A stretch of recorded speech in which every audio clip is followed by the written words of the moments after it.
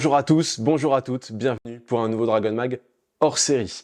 La reprise des compétitions a lieu ce samedi avec un match entre Metz Handball et la JDA Dijon. Je ne pouvais donc pas attendre la reprise officielle du Dragon Mag le 10 janvier, la semaine prochaine en somme, pour vous proposer un petit peu de contenu sur les réseaux. Alors tout d'abord, je me dois de vous souhaiter une excellente année 2025, aussi bien sur le plan sportif évidemment que sur le plan personnel, cela va de soi. Alors je vous l'ai dit, il y a un petit peu d'actualité de la trêve, mais aussi de l'actualité de la reprise que je souhaite évoquer avec vous. Depuis la dernière fois que je vous ai parlé, les Dragons n'ont pas chômé. Il y a celles qui étaient restées à Metz durant la trêve internationale et qui ont pu continuer à s'entraîner, malgré quelques jours de coupure bien sûr, au moment des fêtes, au moment de Noël. Et elles ont été rejointes par toutes les internationales qui étaient parties disputer l'Euro 2024. Le retour a été effectué le 28 décembre, l'effectif est donc à nouveau complet. On peut le voir sur les photos de Metz Handball, cette journée a permis aux internationales de retrouver l'entraînement et puis de retrouver aussi le rythme avec l'équipe de Metz Handball. Ces retours se font à point nommé puisqu'un nouveau mois de janvier bien chargé se présente. Vous avez pu le voir avec la réception de la JDA Dijon ce samedi. Je vais y revenir bien sûr. Les déplacements au Sambre-Avenois le 6 janvier, la réception du CSM Bucarest le 12 janvier, un match à Nice le 15 janvier, un déplacement très important de Champions League à Budapest face au FTC le 18 janvier, un autre déplacement pour défier le Podravka Vérita le 25 janvier et enfin la réception de la Stella Saint-Maur le 29 janvier. Il n'y aura donc que 3 matchs à domicile durant cette période, 3 occasions en somme de faire vibrer les arènes. On va voir comment ça se passe de ce côté-là. Comme évoqué, donc ces compétitions débutent ce samedi à 18h contre la JDA Dijon en Ligue Butagaz Énergie. L'équipe guidée par Clément Alcacer, l'ex-responsable de la formation de Metz Handball, est actuellement 3e du championnat avec une seule défaite subie aux mains de Chambray en novembre. Une défaite un petit peu dure à avaler pour l'équipe dijonnaise, mais malgré tout, ce début de saison est assez tonitruant. C'est une équipe particulièrement intéressante. On y retrouve quelques joueuses d'expérience comme Nadia Offendal, ex-joueuse d'Odense, qui a aussi été avec l'équipe internationale danoise, ou encore la gardienne Anne-Catherine Gigerich, passée par Bietigheim, Thüringer et Scheffler, tout en évoluant avec l'équipe internationale elle aussi. Au-delà de cette expérience, on peut aussi noter une certaine fougue de la jeunesse, ce qui n'est pas surprenant quand on a pour coach un ancien responsable d'un centre de formation.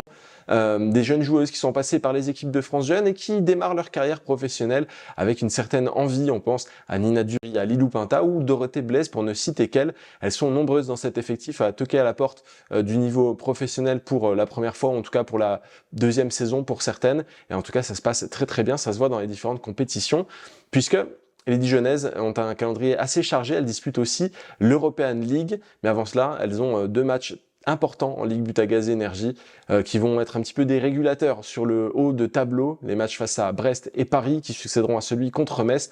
Autant dire que ce seront un garant de la réussite ou non de ce qui se passe du côté de Dijon cette saison. Pour revenir à l'European League, le club a l'ambition d'y briller un petit peu plus que la saison dernière où il y avait eu une élimination en phase préliminaire. Cette fois-ci, il y a eu une accession en phase de groupe avec brio d'ailleurs. 4 matchs qui sont très très bien déroulés pour Dijon. Et désormais, il faudra affronter Blumberg-Lippe, Lubin ou encore Moson Magyarovar, une équipe qu'on connaît un petit peu puisque c'est l'équipe de Mélanie Alter désormais qui est en prêt là-bas depuis Metz Handball. Autant dire que ce mois de janvier va être décisif pour la saison de Dijon. Ça démarre aux arènes, comme on l'a dit. Un déplacement de supporters est prévu depuis la Côte d'Or. Il devrait y avoir de l'ambiance puisque les supporters messins ont prévu un petit comité d'accueil. Alors, rien de bien vilain, hein, on n'est pas dans le foot ici.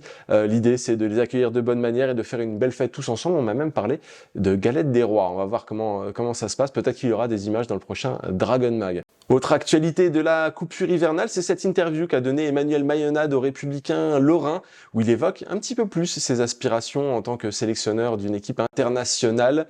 On se souvient qu'il avait évoqué dans un précédent Dragon Mag, après que sa candidature n'ait pas été retenue en équipe de France, même pas considérée pour reprendre ses propres termes, il s'est ouvert à d'autres opportunités. Il y avait une proposition asiatique qui le tentait, mais d'un point de vue logistique, ce n'était pas réalisable. Il était difficile de cumuler des fonctions ici, en Moselle, à Metz, et des fonctions à l'international, à l'autre bout de la planète, en Asie, en considérant les stages, les rassemblements, les compétitions. C'était assez dur à mettre en place.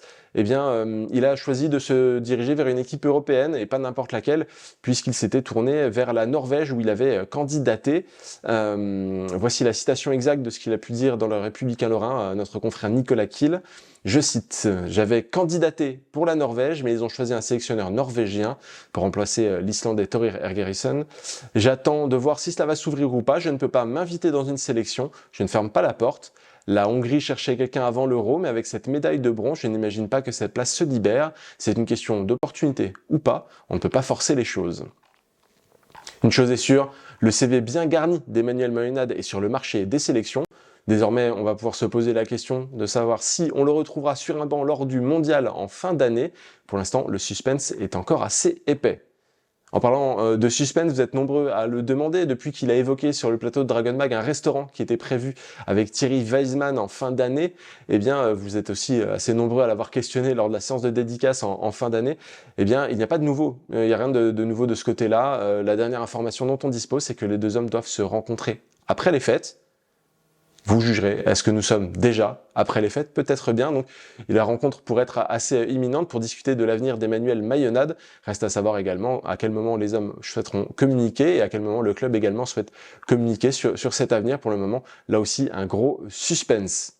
En tout cas, c'est la fin de ce petit Dragon Mag hors série. On se retrouve vendredi prochain pour la vraie reprise de l'émission.